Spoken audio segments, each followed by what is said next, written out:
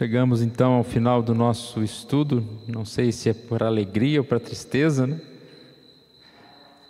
Nós vamos hoje estudar o final do capítulo 21.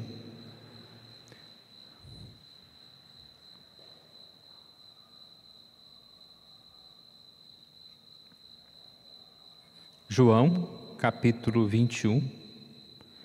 Vamos fazer a leitura dos versos 18 a 25. Abra sua Bíblia, ou se quiser pode ler lá no slide. Evangelho de João, capítulo 21, 18 a 25.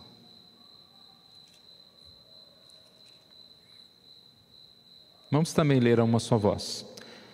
Em verdade te digo que quando eras mais moço, tu te cingias a ti mesmo e andavas por onde querias. Quando, porém, fores velho, estenderás as mãos e outro te cingirá e te levará para onde não queres. Disse isto para significar com que gênero de morte Pedro havia de glorificar a Deus. Depois de assim falar, acrescentou-lhe: segue-me.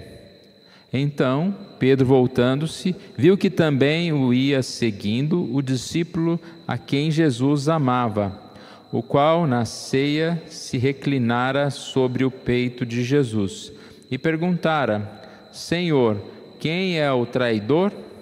Vendo, pois, Pedro, perguntou a Jesus: E quanto a este? Respondeu-lhe Jesus: Se eu quero que ele permaneça até que eu venha, que te importa? Quanto a ti, segue-me. Então se tornou corrente entre os irmãos o dito de que aquele discípulo não morreria. Ora, Jesus não dissera que tal discípulo não morreria. Mas se eu quero que ele permaneça até que eu venha, que te importa?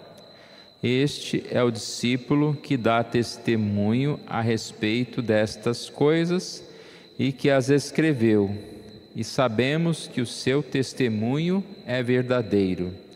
Há, porém, ainda muitas outras coisas que Jesus fez.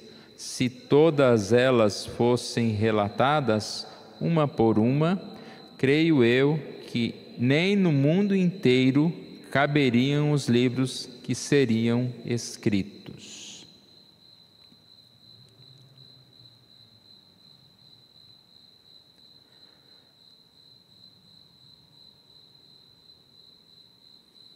Mário, eu vou pedir para você fechar essas janelas aqui, ó, essa e aquela ali, por favor.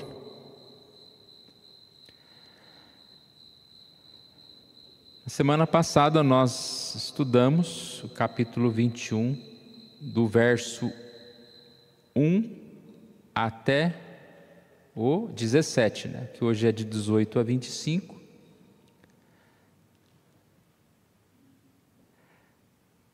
Vamos recapitular rapidamente. Fechei a janela, o grilo parou de cantar. Está aqui dentro?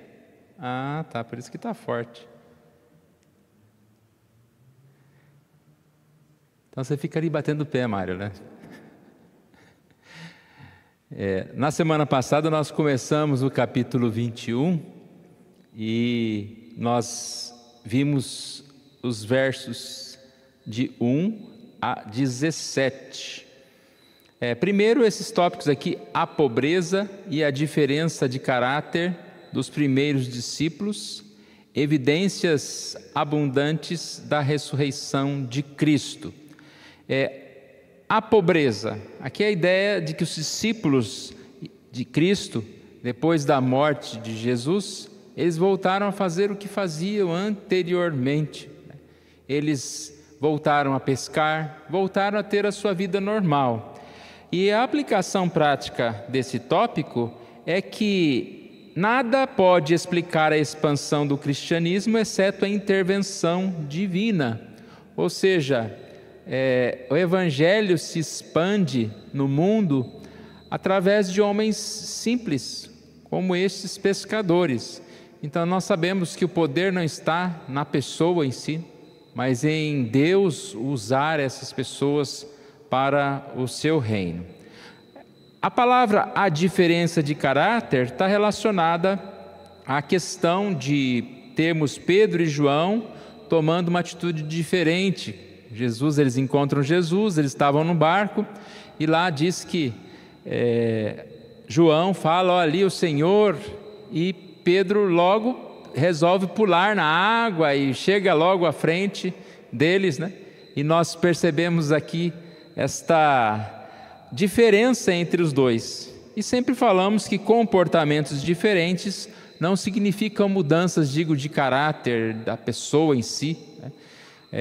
Muitas pessoas podem fazer as coisas boas de Deus de formas diferentes. Então não necessariamente precisamos seguir um padrão e exigir o mesmo das pessoas. A gente falou bastante nisso, tem da época da ressurreição, quando eles tomaram atitudes diferentes, e aqui, sabendo que existem pessoas que podem fazer talvez mais, talvez diferente, mas importante, que estão servindo a Deus. Evidências abundantes da ressurreição de Cristo está relacionado à questão de que tanto esse texto como vários outros mostram que Jesus ressuscitou, mostram que Jesus estava ali com os seus discípulos, jantou com eles, no caso aqui estava na praia, os serviu. E essa prova da ressurreição é aplicada a nós no sentido de que nós temos a garantia da nossa ressurreição, e nós temos a nossa salvação, e nós temos esta alegria de saber que de fato Cristo ressuscitou. Ainda na semana passada, estudando de 15 a 17, nós estudamos a respeito da questão, a pergunta do Senhor Jesus a Pedro, a resposta de Pedro, a ordem que Cristo lhe deu. Aqui está relacionada àquele momento de confronto de Jesus com Pedro, quando diz: "Simão, filho de João, amas-me mais do que estes outros?" Em outro momento, Jesus diz: "Simão, amas-me, tu me amas?" Então são duas palavras que Jesus aqui expressa. Ele repetiu 3 vezes essa expressão, e sabemos que Simão responde 3 vezes também. A palavra de Pedro, né,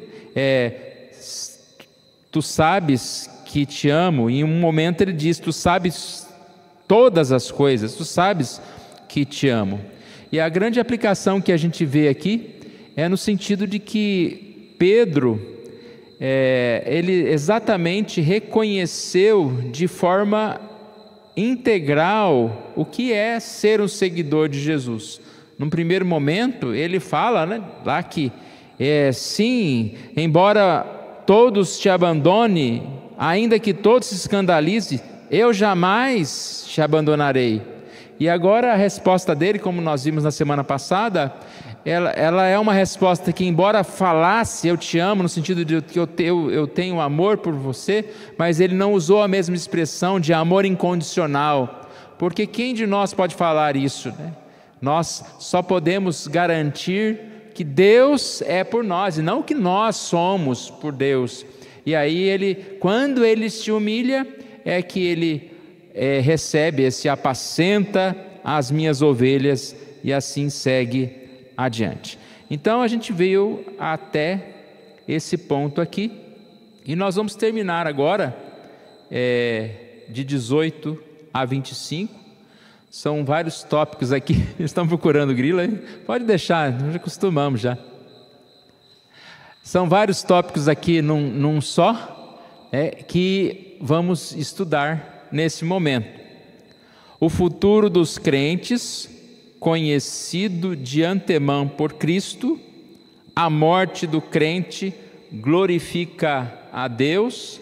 Nossa obrigação deve ocupar nossos principais pensamentos, a quantidade e a grandeza das obras de Cristo. Esses são os tópicos aqui. Então, primeiro, aprendemos com estes versículos que a morte de um crente... Eu cliquei no lugar errado, desculpe, irmãos. Aprendemos que a futura história dos crentes, tanto na vida como na morte, é conhecida de antemão por Cristo. Olha o verso 18. Em verdade te digo que quando eras mais moço, tu te cingias a ti mesmo e andavas por onde querias. Quando, porém, fores velho, estenderás as mãos e outro te cingirá e te levará para onde não queres. O versículo 18 parece um pouco confuso, mas a própria Bíblia explica no verso 19: disse isto para significar com que gênero de morte Pedro havia de glorificar a Deus. Então nós aprendemos aqui a respeito do poder de Cristo, de conhecer a nossa vida, de conhecer a nossa morte, de conhecer a nossa história. E nós percebemos que isso para nós é um consolo muito grande. Nós teríamos dificuldades, se nós conhecêssemos o nosso futuro, mas não pudéssemos ter influência nenhuma nele, nós ficaríamos um pouco preocupados com algumas coisas que vão acontecer lá para frente. Mas saber que Deus conhece é saber que Deus tem o controle destas coisas e que se as coisas boas ou ruins acontecem na nossa vida, estão dentro do propósito do Senhor. Tudo foi visto antecipadamente. Então aqui ele faz uma predição a respeito de como Pedro morreria, e a gente percebe que ele então seria um mártir crucificado por amor de Cristo. E esta é uma afirmação que percebemos assim o poder de Deus sobre todas as coisas. Saber que Deus conhece a nossa vida vai nos fazer descansar. Saber que Deus conhece a nossa história, sabemos que Ele está conduzindo os nossos caminhos. Também é uma grande lição para nós, para que nós não estejamos ansiosos, preocupados e principalmente não estejamos lamentando a respeito da nossa vida, porque ela está diante das mãos de Deus e nós podemos assim descansar nele. O segundo tópico aqui, aprendemos com estes versículos que a morte de um crente tem por objetivo glorificar a Deus. Aqui no versículo 19, disse o seguinte: disse isso para significar com que gênero de morte Pedro havia de glorificar a Deus. Depois de assim falar, acrescentou-lhe: segue-me. Disse isso para significar com que gênero de morte Pedro havia de glorificar. A frase aqui, havia de glorificar a Deus. Nós glorificamos a Deus com a nossa vida, podemos glorificar a Deus com o nosso viver, no nosso dia a dia. Mas aqui também é um fato que a morte não é apenas um momento doloroso, um sinal de algo ruim, mas a morte do cristão, ela tem como esse potencial de glorificar a Deus. Então nós vivemos para glorificar a Deus e a nossa morte também é para glorificar a Deus. A gente lembra de Sansão, por exemplo. A morte dele foi mais talvez importante do que muitos atos da sua vida. Nós vemos também na história o sofrimento dos mártires.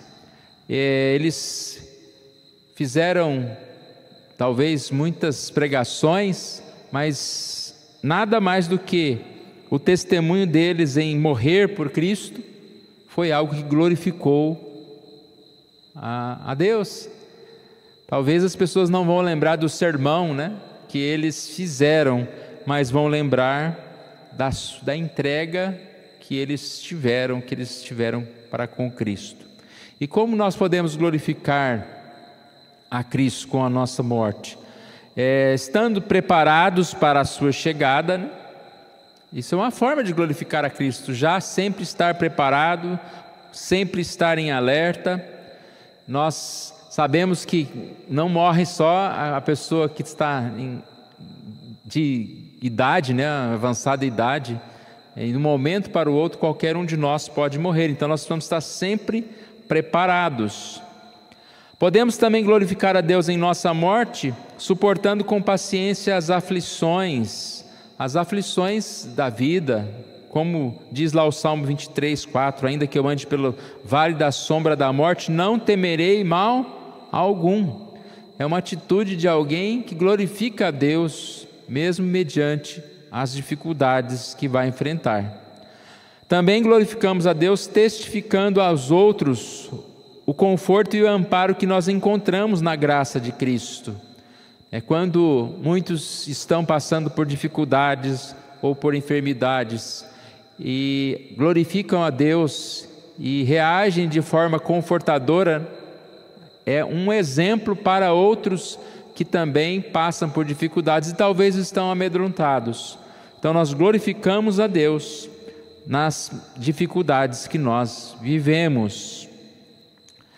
Tem um livro, né, chamado Peregrino, que a gente sempre fala, às vezes fala sobre ele, e lá tem uma frase, né, que ele diz: meu pé está pisando em terra firme, meus dias de labores acabaram.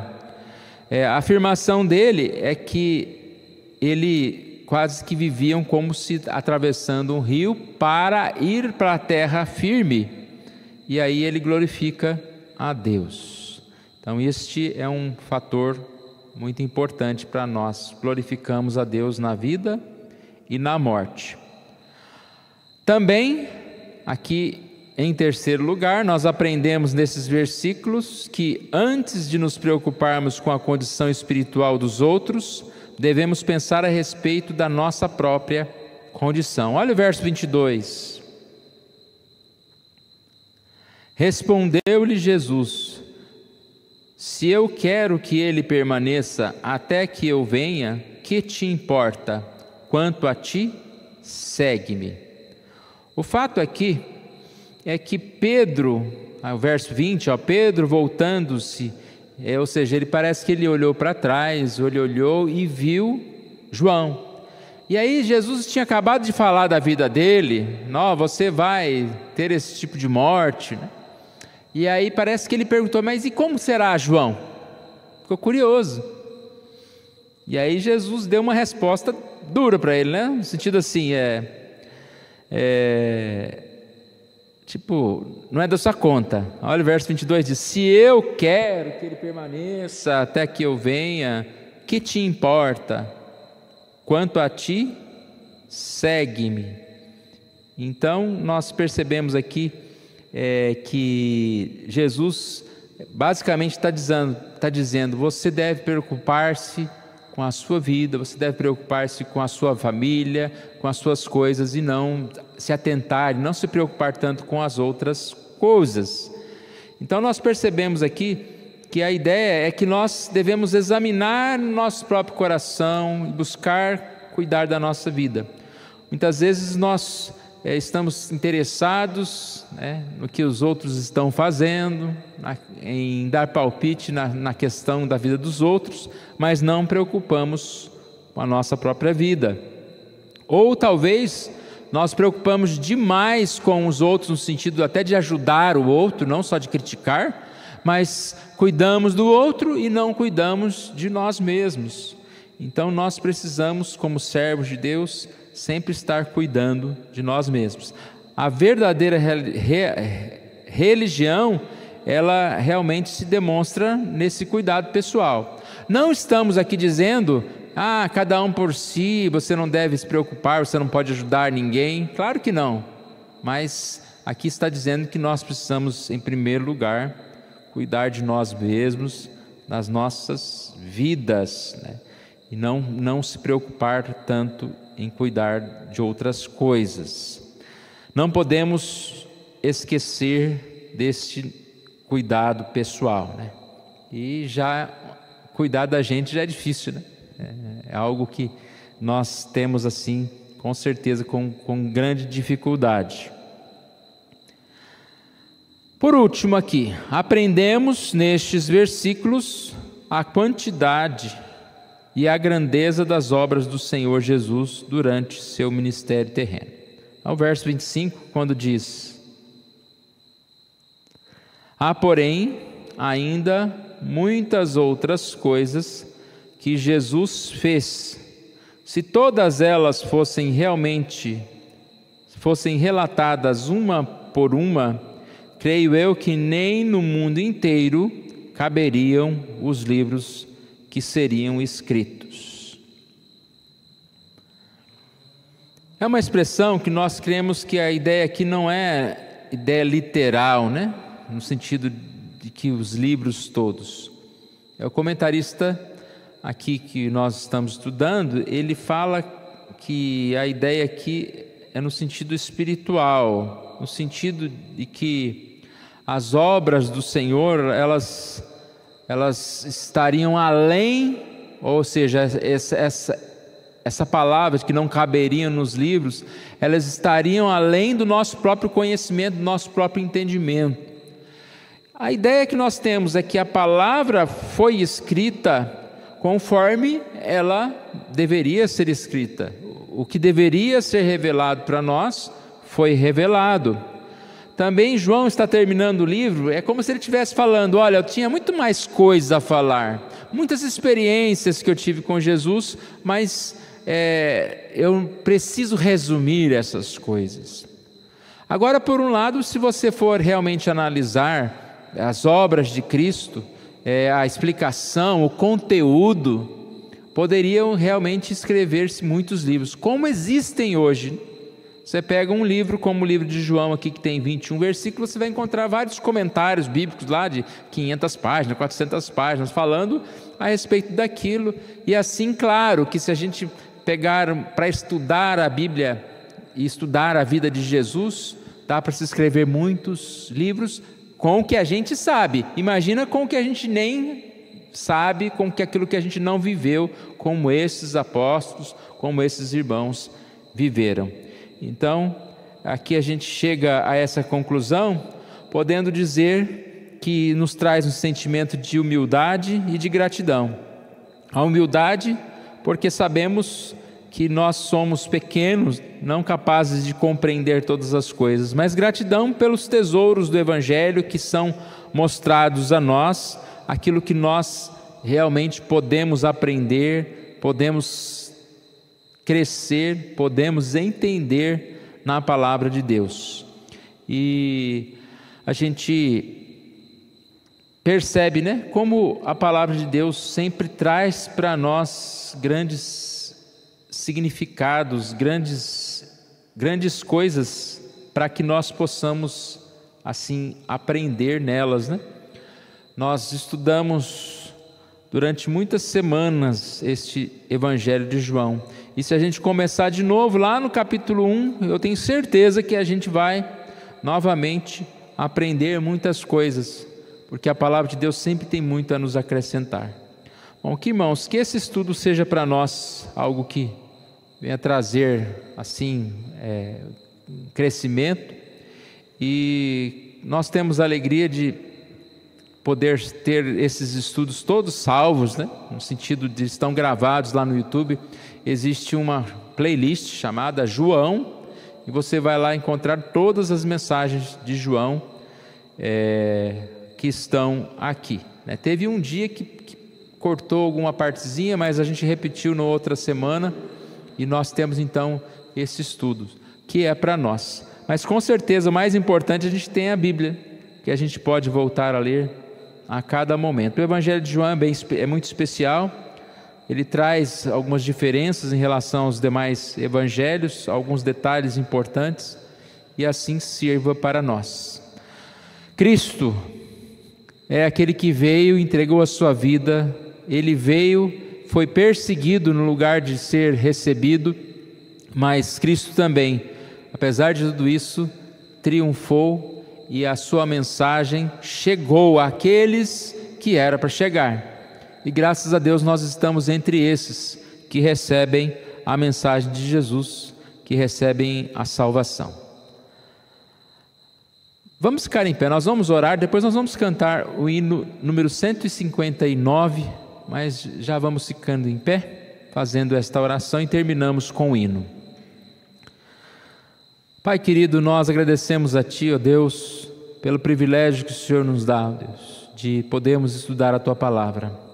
Com gratidão, ó Deus, terminamos este estudo e pedimos que o Senhor Deus esteja acrescentando sempre a Tua Palavra aos nossos corações, ó Deus, fazendo-nos recordar, fazendo-nos entender, aplicar na nossa vida aquilo que nós aprendemos diariamente. Obrigado, Senhor Deus, pela condição que o Senhor nos deu de estudarmos a Tua Palavra, e que o Senhor Deus continue a abençoar esta igreja, para que sempre estejamos dispostos, ó Deus, a separar tempo para estudar a Tua Palavra, ó Deus. Nós agradecemos a Ti por mais esse momento, e que o Senhor Deus nos leve para as nossas casas, abençoados, ó Deus, e cuidados pelo Senhor, ó Deus. Mais uma vez Te agradecemos pela Tua Palavra, por Jesus, que é, ó Deus, o nosso Salvador. Assim oramos em nome de Jesus. Amém.